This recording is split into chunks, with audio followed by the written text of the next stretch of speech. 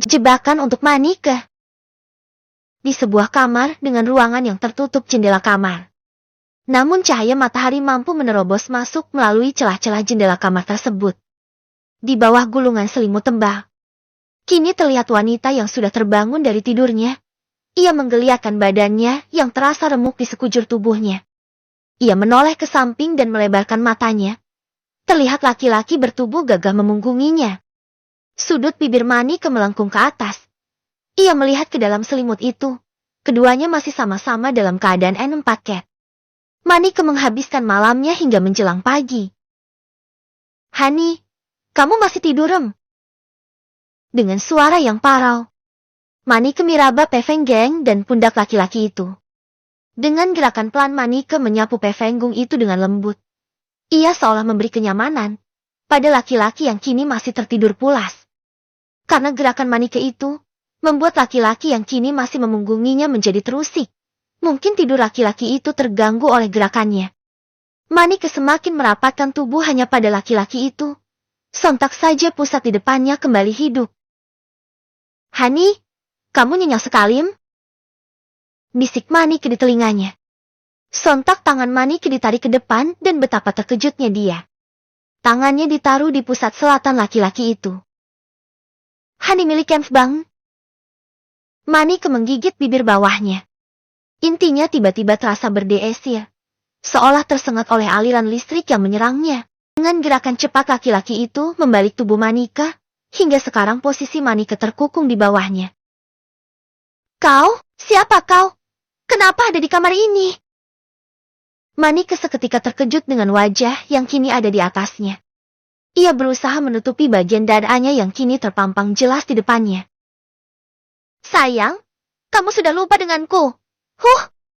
Padahal semalam kamu main gerang menikmati setiap hujamanku." Laki-laki itu menyeringai jahat sambil menatap tajam mata Manike yang membeku ketakutan. "Brengsek! Lepaskan aku, bajingan Negram 4N. Kemana kekasihku? Albert! Tolong aku, Albert!" Teriak Manike sekuat tenaga, namun tetap tak mampu melepaskan diri dari cengkeraman laki-laki itu yang membelenggu kedua tangannya erat-erat. Laki-laki itu terkekeh sinis. "Teriak saja, percuma. Ruangan ini kedap suara, jadi jangan harap ada orang yang akan menyelamatkanmu. Hahaha." Kepuasan terpancar jelas di wajahnya, melihat Manike semakin ketakutan. "Kurang ajar! Lepaskan aku, B4 Jin G4N!" Tiara terus meneriaki laki-laki di hadapannya, berharap ia akan menyerah dan melepaskannya. "Ayo, lebih baik kita bersenang-senang saja. Kau harus bertanggung jawab.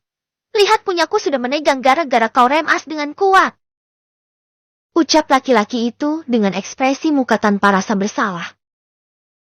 "Cuy, aku tak sudi." Manike malah meludahi laki-laki itu. Sorot mata laki-laki itu seketika memerah tajam. Dan menatap Manike dengan raut wajah emosi. "PLAKK. Berani kau meludahiku, ha? Dasar yalang tak tahu diri. Kekasih yang kau banggakan itu saja semalam sudah menyerahkanmu padaku. Dia juga sudah memberiku uang banyak. Jadi jangan merasa menjadi wanita paling istimewa.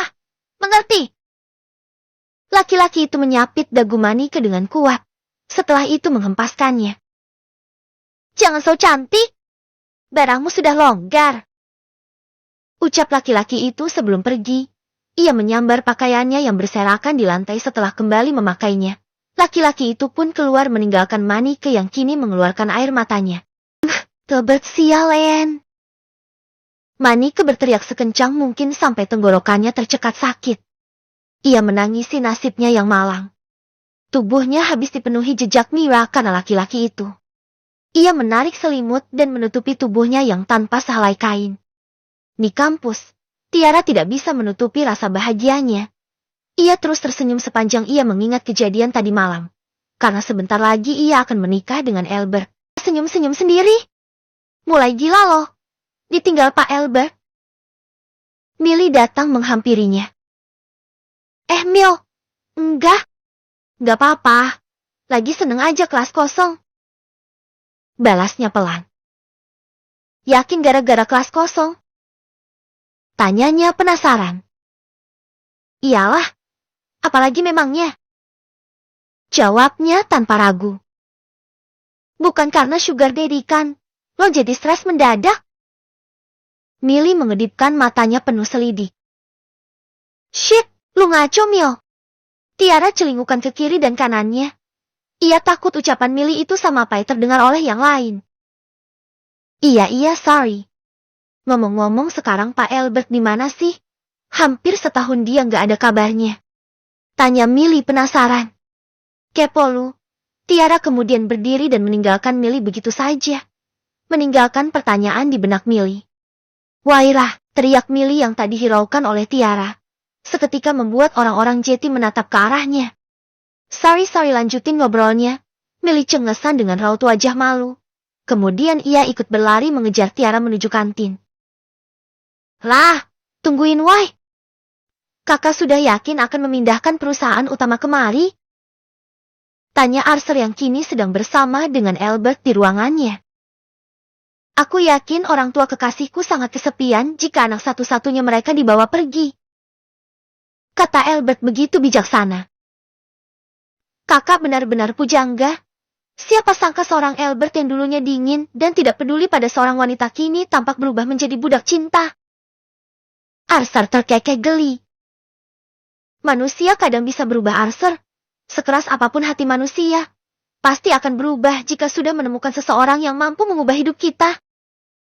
Kata Albert sembari memandang jauh ke arah jendela kaca besar, yang di bawahnya banyak sekali hamparan gedung-gedung yang tampak menjulang tinggi. Berarti wanita itu berhasil mengubahmu. Sahut Arthur. Dia wanita luar biasa bagiku. Wanita yang sangat berbeda dari wanita-wanita lainnya. Balas Albert sembari menyunggingkan senyumannya. Ia selalu teringat awal Tiara menggodanya. Bayangan itu tak pernah bisa lepas dari ingatannya. Waktu pertama kalinya ia tertarik pada seorang wanita. Kau juga akan merasakannya jika sudah menemukan orang yang tepat Arthur. Semoga ucapanmu tidak berbalik lagi padamu. Kata Albert menyilangkan kedua kakinya, ia bersandar pada sofa empuk ruangan kerja Arthur. Sekali ucapanmu. Arthur sampai bergidik ngeri. Baiklah, aku harus pergi. Banyak sekali tugas yang harus aku urus. Dan waktuku sangat sedikit. Jadi aku tidak bisa membuang-buang waktunya sia-sia. Terima kasih kopinya. Kata Albert kemudian berdiri dari duduknya. Semoga segala urusanmu lancar, Kak. Kata Arthur. Albert menjawab hanya dengan gumaman. Selepas itu dia pergi dari ruangan Arthur untuk meninjau lokasi gedung yang akan menjadi tempat dilangsungkannya peresmian hubungan ia dan Tiara. Keluar dari gedung baru yang kini menjadi perusahaan Arthur. Namun pada saat akan membuka pintu mobil, tangannya ditahan oleh seseorang. Hempaskan tangan kotormu itu dari bajuku. Jalang! Seketika sorot mata Albert berubah tajam. Kilatan kemarahan terpancar dari wajah Albert. Ia kembali mengingat dirinya kehilangan kendali dan hampir memperkosa Tiara. Albert, kau sudah menipuku. Kau sudah menghancurkan hidupku. Kau sudah menjebakku. Kau tega, Albert. Teriak Manike dengan keras. Orang-orang di area perusahaan sontak memperhatikan keduanya. Membuat amarah Albert semakin meledak. Kau, dengar baik-baik Jalang. Jika saja kau bukan perempuan sudah aku bunuh saat ini juga. Pikirkan baik-baik apa kesalahanmu itu. Jangan sekali-kali datang padaku. Atau rekaman kejahatanmu aku serahkan pada polisi. Tekan Albert begitu serius. Setelah itu ia membuka pintu mobilnya dan pergi secepat kilat meninggalkan Manike yang tampak kesal. Kurang ajar. Manike meninju kakinya ke udara. Ia tampak frustasi dan gagal mendapatkan Albert. Some better days, yeah, all I need are some better days, 'cause all I want, and I pray, I believe in the better days.